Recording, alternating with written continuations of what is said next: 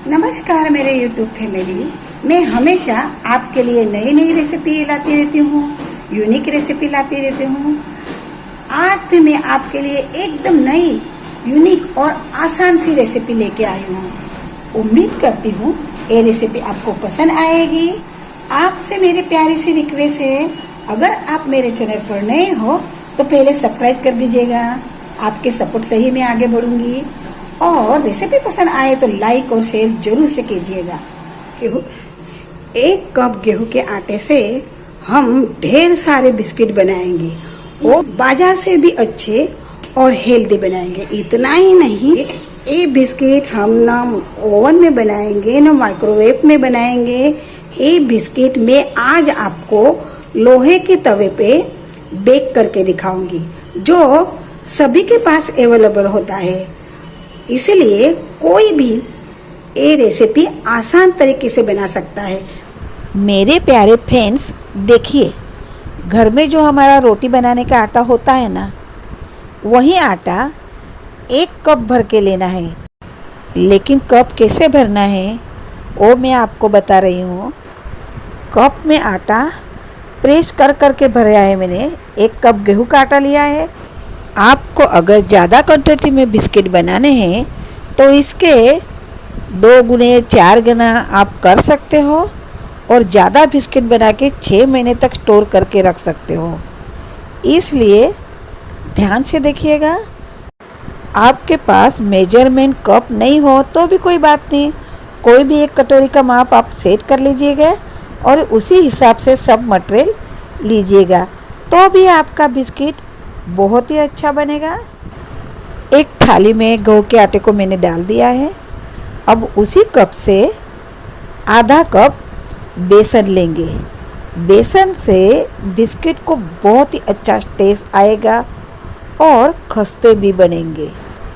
बेसन को भी प्रेस करके आधा कप भर लूँगी। देखो मेरे प्यारे फ्रेंड्स, मैं रेसिपी की एक एक टिप्स आपको एकदम अच्छी तरह से समझाती हूँ, इसीलिए वीडियो लास्ट तक देखिएगा। इसीलिए रेसिपी का वीडियो आप लास्ट तक देखिएगा, नहीं तो बीच में कुछ आप छोड़ दोगे ना तो बिस्किट एकदम नरम या तो फिर खस्ता नहीं बनेंगे। आधा कप बेसन को मैंने गेहूं के आटे में ही डाल दिया है। 1 कप गेहूं का आटा और आधा कप बेसन, एक क्वांटिटी एकदम परफेक्ट है। इसी हिसाब से आप भी आटा लीजिएगा। बिस्किट में सॉफ्टनेस होती है, ऐसी सॉफ्टनेस लाने के लिए बेकिंग पाउडर का हम यूज करेंगे। आप देख रहे हो, बेकिंग पाउडर, बेकिंग सोडा और पाउडर अलग अलग आते हैं। हम बेकिंग पाउडर का यूज करने वाले हैं तो 1/4 टीस्पून ही बेकिंग पाउडर लेना है, ज़्यादा नहीं लेंगे, नहीं तो बिस्किट टूट कर बिखर जाएंगे। इसलिए इस टिप भी ध्यान रखिएगा। तीनों चीज़ों को अच्छे से मैं मिक्स कर लूँगी। देखो मेरे प्यारे फ्रेंड्स, बाज़ार में जो बिस्किट मिलते हैं ना, ज़्यादातर मैदे के होते हैं। हम घर पे बनाते हैं, इसलिए गेहूं के आटे के एकदम हेल्दी बिस्किट बनाते हैं और ये बिस्किट सच में बहुत ही टेस्टी बनते हैं। इसलिए रेसिपी ध्यान से देखना। आटे को थोड़ी देर के लिए बाजू पर रख देंगे और दूसरी तैयारी करेंगे। उसी कप से मैंने आधा कप चीनी ली है, उसको मिक्सी के जार में डाल दी है और इलायची का फ्लेवर बिस्किट में देने वाली हूँ, इसलिए 3-4 छोटी वाली इलायची है, इसलिए उसको थोड़ा सा फोड़ के छिलके समेत उसमें डाल दूँगी। अगर आपकी इलायची बड़ी हो तो 2 इलायची भी बहुत हो जाएगी, उससे भी उसको इलायची का फ्लेवर आ जाता है। अब उसको एकदम फाइन पाउडर बना लेंगे चीनी का। चीनी का पाउडर उड़ रहा है, इसलिए उसको बाजू पे रख देंगे। जो आटा रेडी करके रखा है ना, उसको छानेंगे। इसलिए मैंने एक थाली ले ली है। थाली में छलनी रखूँगी और आटे को अच्छे से छान लूँगी। आटे को छानना बहुत ज़रूरी है। आटा फूल कर एकदम पतली पतली हो जाता है, उसमें हवा भर जाती है और सारे मटर एक दूसरे में अच्छे से मिक्स भी हो जाते हैं। कोई भी मीठी चीज़ हो उसमें थोड़ा सा नमक डालना है तो उससे वो और भी अच्छी लगती है, इसलिए थोड़ा नमक डाल दिया मैंने। चीनी का एकदम फाइन पाउडर बनाया है मैंने, फिर भी उसको मैं छान लूँगी क्योंकि इलायची हमने छिलके समेत डाली है और चीनी के कुछ कण भी रह जाते हैं, इसलिए उसको छानना भी ज़रूरी है। देखो मेरे प्यारे फ्रेंड्स, रेसिपी एकदम ध्यान से देखिएगा, एक भी स्टेप मिस मत कीजिएगा, नहीं तो बिस्किट अच्छे नहीं बनेंगे, सॉफ्ट हो जाएंगे या तो फिर टूट भी जाएंगे। देखिए ऐसा मोटा मोटा पार्ट निकलता है थोड़ा बहुत, इसलिए छानना बहुत ज़रूरी है। थोड़ी चीनी का पाउडर मैंने बचा के रखा है, उसका यूज बाद में करेंगे। चीनी को आटे में अच्छे से मिक्स कर लेंगे।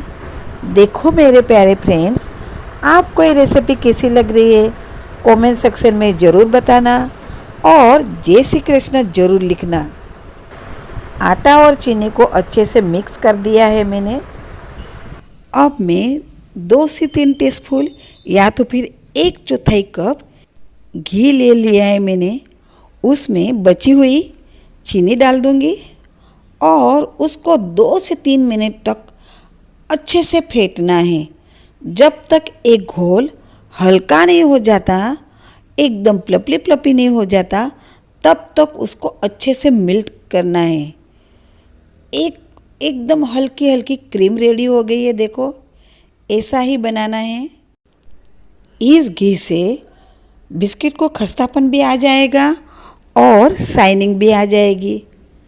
आप चाहे तो थोड़ा बहुत घी और भी बढ़ा सकते हो। इस क्रीम को आप जितना फेंटोगे उतना बिस्किट सॉफ्ट सॉफ्ट और फूले फूले से आएंगे। इस क्रीम को आटे में डाल देना है। क्रीम को मैं ज़रा भी वेस्ट नहीं करूँगी। कटोरे में सूखा आटा डाल के अच्छे से लूछ लूँगी।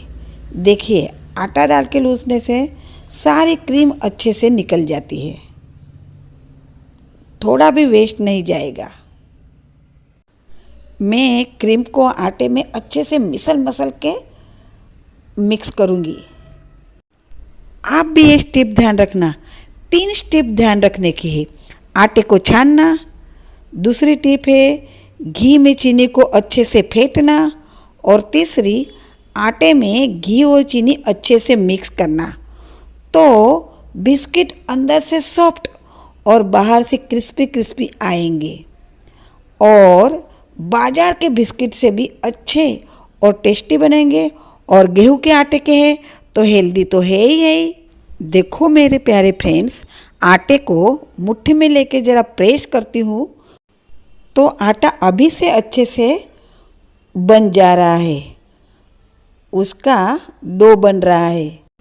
इसका मतलब तो यही होता है कि आटे में क्रीम अच्छे से मिक्स हो गई है। अब 1/4 कप दूध लूँगी, उसमें थोड़ा थोड़ा दूध डालना है।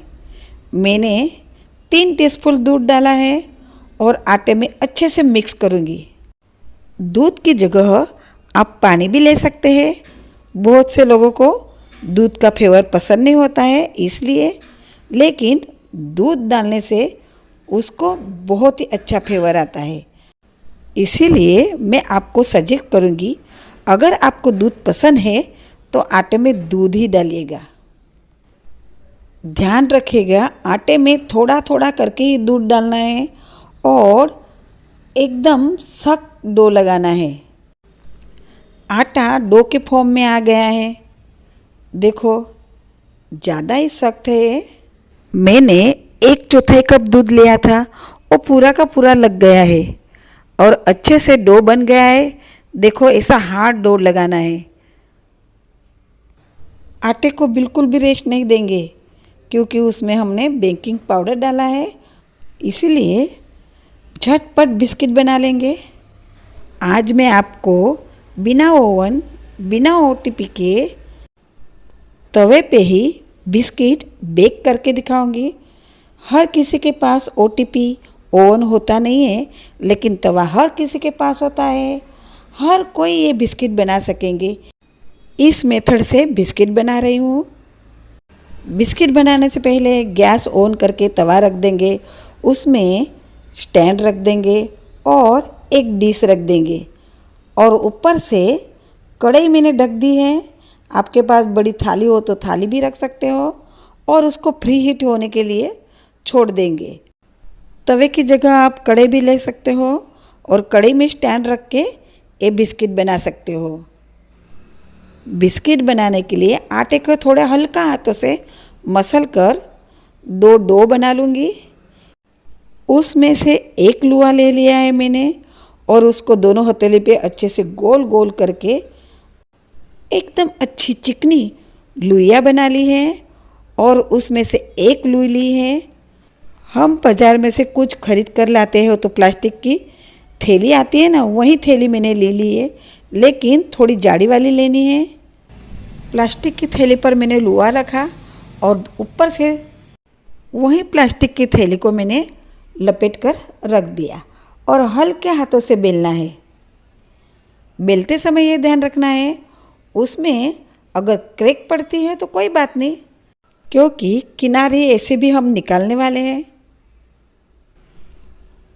रोटी बेलते समय ये ध्यान रखना है, रोटी को थोड़ा मोटा ही रखेंगे, बिस्किट थोड़े मोटे ही रहते हैं।